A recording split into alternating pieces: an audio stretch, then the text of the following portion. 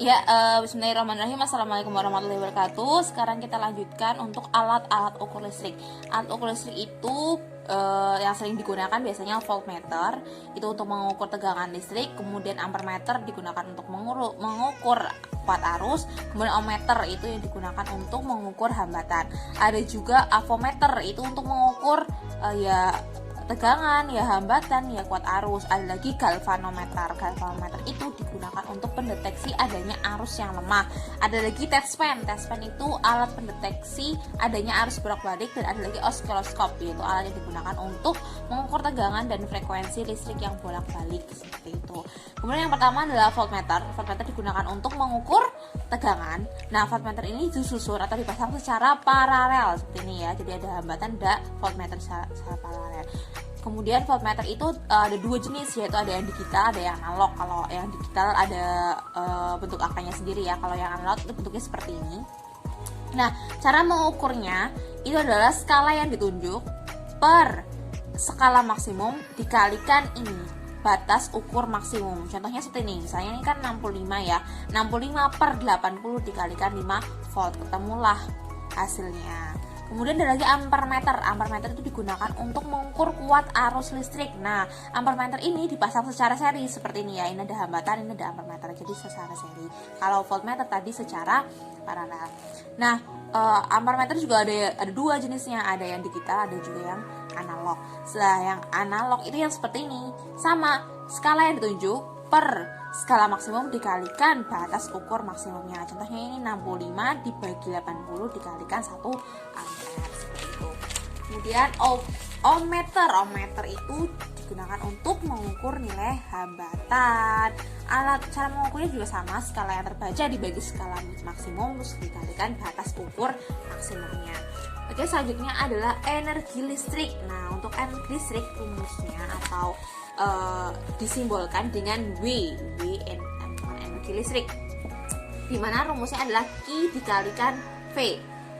Ya, rumus asli untuk energi listrik adalah W dikalikan Q sama dengan Q dikalikan V, dimana Q merupakan total muatan yang mengalir dan V merupakan volt atau tegangan potensial atau beda potensial.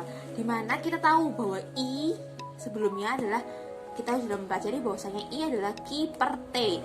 Kita masukkan, berarti Q sama dengan I sama dengan I dikalikan T. Kita masukkan I dikalikan T, masukkan ke sini, sehingga W sama dengan I dikalikan T dikalikan V, atau lebih enak biar enak tulisannya, W sama dengan V dikalikan I dikalikan T. Kita mendapatkan ini persamaan 1, ini persamaan 2. Nah, kita juga bisa memodifikasi persamaan, dimana misalnya kita tahu bahwasanya V itu apa, sama dengan I dikalikan R. Nah, kita masukkan ke sini, berarti W sama dengan I dikalikan R dikalikan I dikalikan T, dimana I yang kedua ya, berarti W sama dengan I kuadrat kalikan R dikalikan T.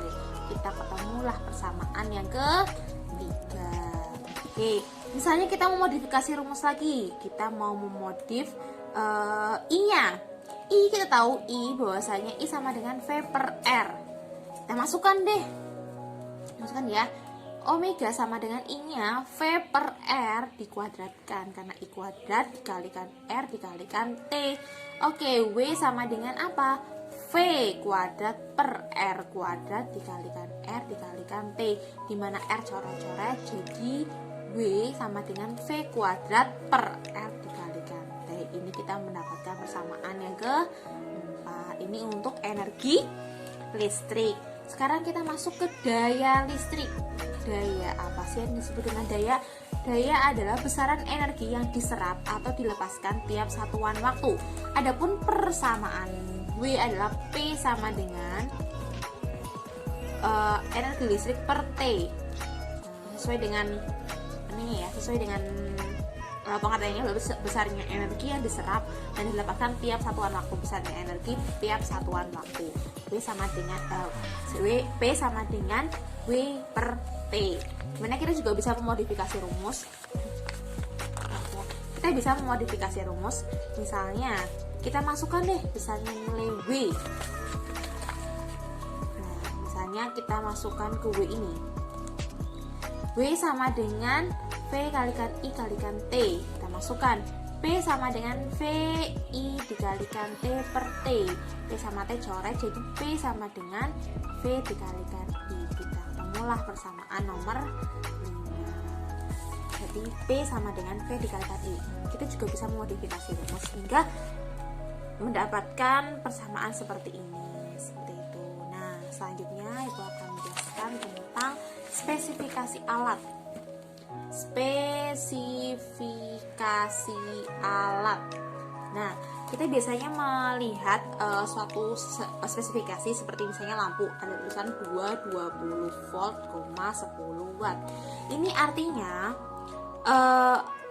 sebuah lampu itu akan menyerap daya sebesar 10 watt apabila dipasang pada tegangan 220 volt.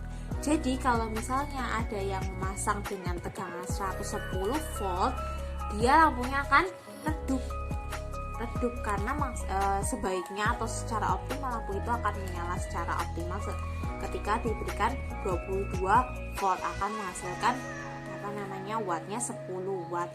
Lain halnya jika di atas 220 volt seperti 330 volt misalnya, ini lampu akan rusak karena melebihi batas maksimum atau batas optimalnya, seperti itu. Untuk persamaannya atau untuk hubungan antara daya dan tegangan itu gimana persamaannya? Itu P sama dengan V kuadrat per R, dimana R itu akan sama dengan, kita balik ya, tadi V kuadrat per R, seperti ini persamaannya. Atau bisa ditulis R, karena R itu tetap, maka dapat ditulis R1 akan sama dengan R2, karena tetap ya, masukkan V kuadrat per R sama dengan V kuadrat per P ya, V kuadrat per P1 sama dengan V kuadrat 2 per P kuadrat 2. Kita ketemu persamaannya.